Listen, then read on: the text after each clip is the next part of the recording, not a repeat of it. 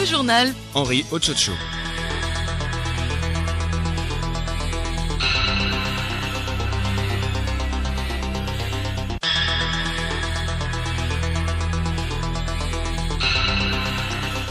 Mesdames, Mesdemoiselles, Messieurs, bonjour. Les titres de ce journal, 27 avril 1960, 27 avril 2020. Il y a aujourd'hui 60 ans, jour pour jour, le Togo accédait à son indépendance. L'événement se déroule cette année dans un contexte de confinement pour cause du coronavirus. Pas d'activité de fête, mais des actes symboliques à l'instar de la prise d'armes intervenue ce matin au palais de la présidence de la République à Lomé. Coronavirus, l'Afrique a dépassé le cap des 30 000 contaminations et coûté la vie à 1393 personnes sur le continent, selon le Centre pour la prévention et le contrôle des maladies de l'Union africaine. 9 331 malades sont guéris. L'Afrique du Sud recense le plus de cas, mais l'Algérie, l'Égypte et le Maroc sont les trois pays qui dénombrent le plus de morts. Et puis Guillaume Soro, l'ancien président de l'Assemblée nationale exilé en France depuis fin décembre, devrait être jugé demain mardi au tribunal correctionnel d'Abidjan. Hier dimanche, les avocats de Guillaume Soro ont demandé aux autorités de respecter la décision de la Cour africaine et de suspendre le procès.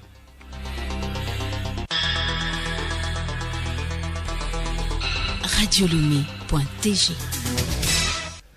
Mesdames, Mesdemoiselles, Messieurs, une fois encore, bonjour. Nous le disions en titre, le peuple togolais célèbre aujourd'hui les 60 ans de son indépendance. Pas d'activité de fête, mais des actes symboliques à l'instar de la prise d'armes intervenue ce matin au palais de la présidence à Lomé. En cause, la pandémie de Covid-19 Yao Kamake. C'est en mode confinement que ce 60e anniversaire de l'accession à la souveraineté internationale du Togo se commémore dans le respect des mesures barrières à cause du coronavirus. C'est le palais de la présidence de la République qui a servi de cadre à la cérémonie marquée par une prise d'armes présidée par le chef de l'État, son Excellence Faure Essossimna Gnassingbé.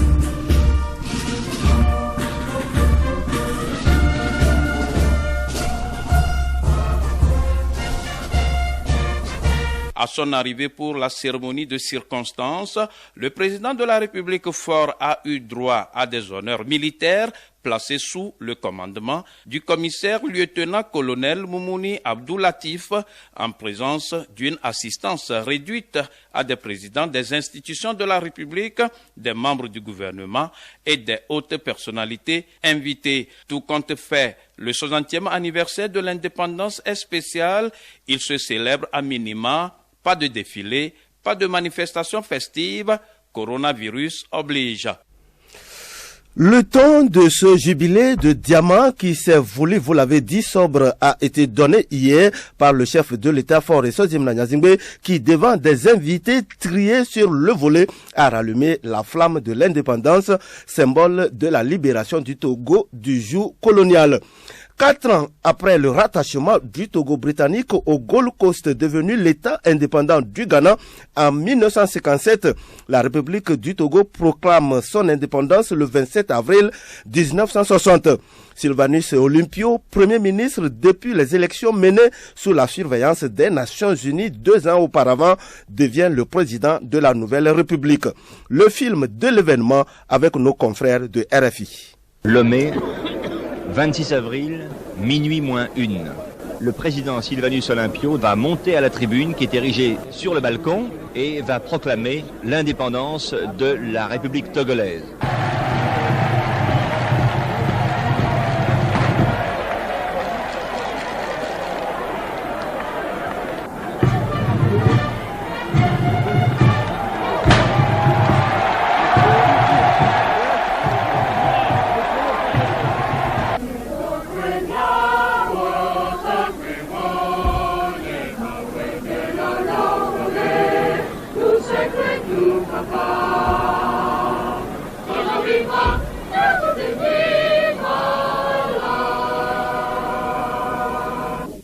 Sentinelle, que dis-tu de la nuit? La nuit est longue, mais le jour vient. Excellences, mesdames, messieurs, le grand jour tant souhaité est enfin arrivé. Notre pays, le cher Togo, qui depuis 1884 a été successivement protectorat allemand, condominium franco-britannique, territoire sous tutelle de la France, retrouve en ce jour du 27 avril 1960 sa liberté d'antan.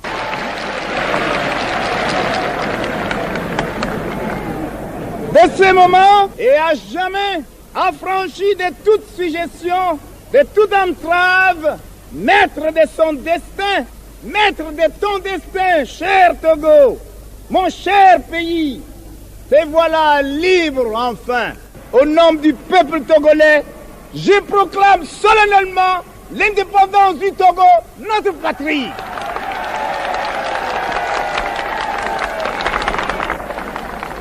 Comment les Togolais ont-ils vécu l'événement ce jour-là? Suivons ces témoignages. D'abord, Gomez alias Pedro, témoin oculaire. Nous étions tous à l'ancien palais des gouverneurs. Non seulement la cour de la présidence, mais tous les environs étaient bondés de monde. Nos cœurs battaient et on s'était approprié de cet événement de l'indépendance. Nous nous sentions vraiment dotés d'une nationalité. Chacun chantait comme il pouvait. On s'embrassait sans se connaître. Tous les membres des partis politiques étaient sur place et ils ont oublié leur parti. Il y a des gens que j'ai retrouvés dans la masse qui ne s'entendaient jamais, mais qui ce jour-là s'étaient embrassés. Nous devions faire la même chose aujourd'hui. Suivons ensuite à Magny Léon, il était secrétaire particulier de Sylvanus Olympio. Ce jour-là, ce qui a marqué, c'est l'hymne, ce que dit l'hymne, que nous sortons de l'ornière. Alors effectivement, on est sortis très fiers, très fiers. Les femmes du Togo étaient à la pointe. Enfin, Monsieur Bamazé Assoutetou, juriste qui appelle aujourd'hui les Togolais à s'entendre. Moi, je n'avais que 4 ans, le jour de l'indépendance, mais quand même, je me rappelle de certaines choses. Il y avait des jeux, il y avait des chansons. On entendait partout Abloré Gbaya. Nous avons fait un pas, mais aujourd'hui, il faut que les Togolais s'entendent. La célébration du 60e anniversaire de l'indépendance du Togo empreinte de sobriété. L'événement est marqué par une cérémonie de prise d'armes à l'intérieur du pays. À Kara, cette cérémonie présidée par le colonel Tchakbera Passou, commandant de la 2e région militaire, a eu lieu ce matin au camp général Ameyi. Léontine Tediou à Top Kara. La manifestation de cette année confrontée au Covid-19 a été marquée par un passage en revue des troupes, la montée des couleurs et l'exécution de l'hymne national sous les honneurs du colonel Alahare Dimini, chef de corps du régiment parachutiste commando, commandant le 4e secteur. C'était en présence du colonel Bakali Hemou, venu assister ses frères d'armes. Léontine Teteho Arokmowe, agence togolaise de presse Kara pour Radio Lomé. À Atapamé, c'est le 3e RI de Temedia qui a prêté son cadre à la cérémonie de prise d'armes dans le respect des mesures barrières. À Atapamé, Jean Mizou. Au 3e RI de Temedia, la prise d'armes a été placée sous les ordres du colonel Takunyade Alaonim, commandant le 3e RI et chef du 2e secteur militaire. Une poignée de personnalités paramilitaires et administratives, notamment les préfets d'Amou et de Logou, respectivement, Koufama Bizalouin et Akako Edo, ont assisté à la cérémonie de prise d'armes qui n'a duré que quelques minutes, marquée par la montée des couleurs et l'exécution de l'hymne national.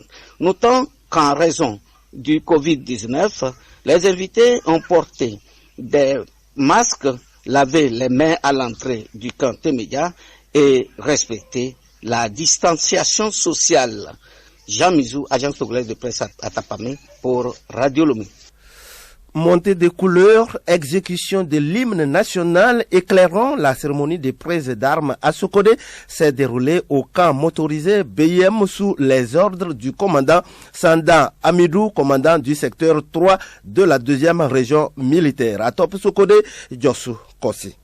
Le commandant du secteur 3 de la 2e région, le commandant Amidou Sanda Amidou, arrivé sur les lieux, a reçu les honneurs de la troupe du 23e BIM placée sous le commandement du lieutenant Kwelou Olivier. La cérémonie s'est déroulée en présence du colonel Combaté Lactébé, commandant du 2e bataillon d'infanterie rapide, Bir, de Sokoré, du commandant du groupement de la gendarmerie du Kangouni, chef d'escadron Adi Kwikpatia, et du commissaire régional de la police Babarim Akatao. De Sokoré, Djossou Kossi, à Topo Radio Lomé. Le journal Henri Ochocho. Alors, actualité internationale, avant d'arriver là, coronavirus, la situation du Togo se présente comme suit: 30 cas actifs, 62 guéris, 6 décès, 98 cas confirmés au total. Elle n'a pas évolué, du moins c'est depuis notre entrée au studio. Coronavirus toujours, l'Afrique a dépassé les 30 000 contaminations hier. Le continent a enregistré 31 091 cas positifs, 9 331 malades sont guéris et le Covid-19 a coûté la vie à 1393 personnes. L'Afrique du Sud recense le plus de cas, mais l'Algérie, l'Égypte et le Maroc sont les pays qui dénombrent le plus de décès, comme nous le précise ici Juliette Kamdé. Vous l'avez dit, l'Afrique a dépassé le seuil de 30 000 cas, des chiffres qui restent tout de même faibles si on les compare avec ceux des autres régions du monde. Cependant, il s'agit de données à manipuler avec précaution. Les chiffres de certains pays ne sont actualisés que rarement. La région la plus touchée est l'Afrique du Nord. L'Algérie, l'Égypte et le Maroc enregistrent le plus de décès respectivement, 419, 307 et 160. Mais le nombre de cas déclarés le plus élevé se trouve en Afrique du Sud, 4546. L'Afrique de l'Est et l'Afrique centrale sont les plus épargnés. Mais il faut le rappeler, Henri, depuis la fin de l'année dernière, 2019, l'Afrique de l'Est fait face à une invasion de criquets pèlerins sans précédent. La crise du Covid-19 n'arrange rien. Ces insectes sont très voraces et ravagent des centaines de milliers d'hectares de culture, avec des conséquences dramatiques pour les populations touchées qui basculent dans l'insécurité alimentaire. Le coronavirus et les mesures restrictives ne font qu'aggraver la situation. Et puis politique, Guillaume Soro, l'ancien président de l'Assemblée nationale exilé en France depuis fin décembre, devrait être jugé demain mardi au tribunal correctionnel d'Abidjan. La semaine dernière, la Cour africaine des droits de l'homme et des peuples a exigé de l'État ivoirien qu'il suspende ce mandat d'arrêt. Dimanche, les avocats de Guillaume Soro ont demandé aux autorités de respecter la décision de la Cour africaine et de suspendre le procès. Hélène Assabi. Une tentative d'exécution politique, c'est en ces termes que les avocats de Guillaume Soro définissent le procès de leur client qui doit se tenir demain au tribunal correctionnel d'Abidjan. Dans le communiqué, les conseillers juridiques de l'ex-président de l'Assemblée nationale et candidat déclaré à la présidentielle d'octobre prochain estiment que cette audience n'a qu'un seul objectif, rendre leur client inéligible, tout en précisant que la procédure viole toutes les règles de droit et donc qu'ils n'assisteront pas au procès. Les avocats déclarent également que cette audience doit être reportée comme l'exige l'arrêt de la Cour africaine des droits de l'homme et des peuples rendu public la semaine dernière en attendant qu'elle se prononce sur le fond de l'affaire. L'ex-leader de la rébellion, accusé par l'État ivoirien de tentative d'atteinte à l'autorité de l'État, détournement de biens publics et blanchiment, fait l'objet d'un mandat d'arrêt international depuis le 23 décembre dernier. Écoutez Radio Lomé sur le web sur le www.radiolomé.tg. Magazine à présent qui saisir en cas de diffamation à travers les médias. Le législateur togolais a prévu des dispositions dans le code de la presse.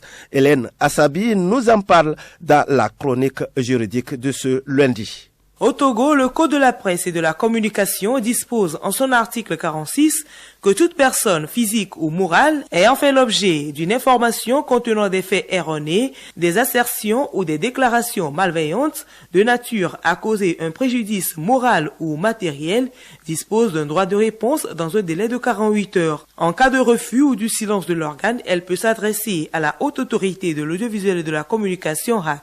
Sabi Kasséré, membre de la HAC, précise le rôle de cette institution. La fonction de la HAC, c'est la régulation. C'est le suivi régulier, quotidien, de tout ce qui s'écrit, se dit au Togo.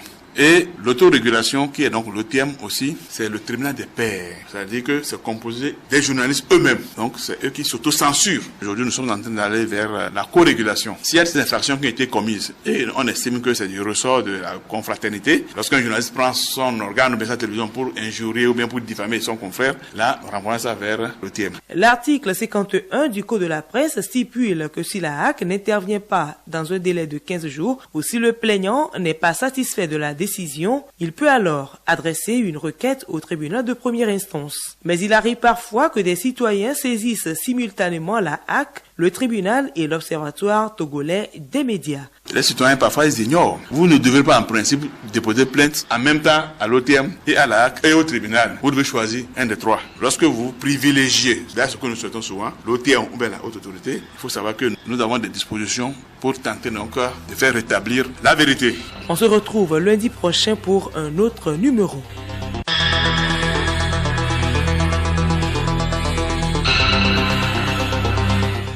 Voilà qui me fait à ce journal. Merci de nous avoir suivis.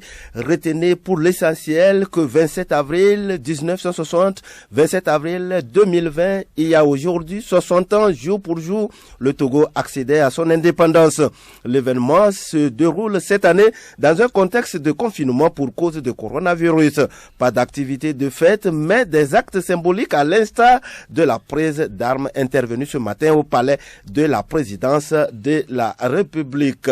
Et puis, comme d'habitude, notre rubrique sensibilisation, les mains sont couramment les courroies de transmission des maladies car nous les utilisons dans presque tous les domaines et à chaque instant de la journée dans l'exercice de nos activités.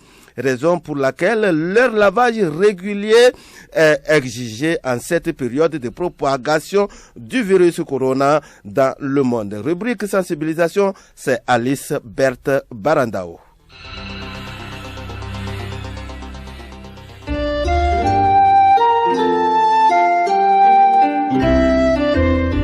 La main joue un grand rôle dans la transmission des maladies en général, surtout du coronavirus, en cette période où ce virus fait ravage dans le monde.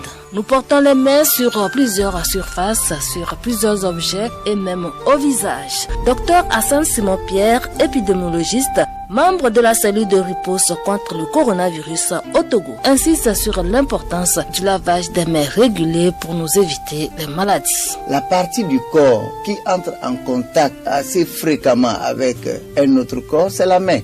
c'est la main. Donc il faut se laver régulièrement les mains à l'eau et au savon ou utiliser des gels hydroalcooliques pour se désinfecter les mains.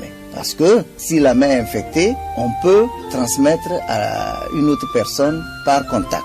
Et bien sûr, pour éviter de souiller cette main, comme c'est une maladie respiratoire, donc les sécrétions du nez et de la bouche, la salive et les gouttelettes de fluide qui sortent du nez pendant l'éternuement ou la toux peuvent infecter la main. Donc c'est pourquoi il faut éviter d'éternuer ou de tousser dans la main. Docteur Hassan Simon-Pierre, dites-nous ce qu'il faut faire lorsqu'on veut tousser. Se couvrir la bouche et le nez avec un mouchoir, un papier mouchoir, lorsqu'on veut éternuer ou tousser. Et après, il faut jeter ce papier mouchoir-là dans une poubelle. Il faut éviter tout contact direct avec des personnes qui sont suspectes de cette maladie, qui ont une grippe avec des difficultés respiratoires. Le lavage des mains est un geste banal, mais qui nous sauve de bien de maladies, surtout du coronavirus.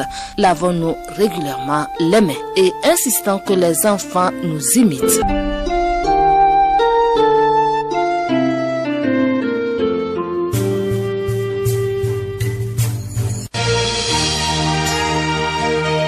Radio Lomé, boîte postale 434, email radiolomé@radiolomé.tg. radiolomé.tg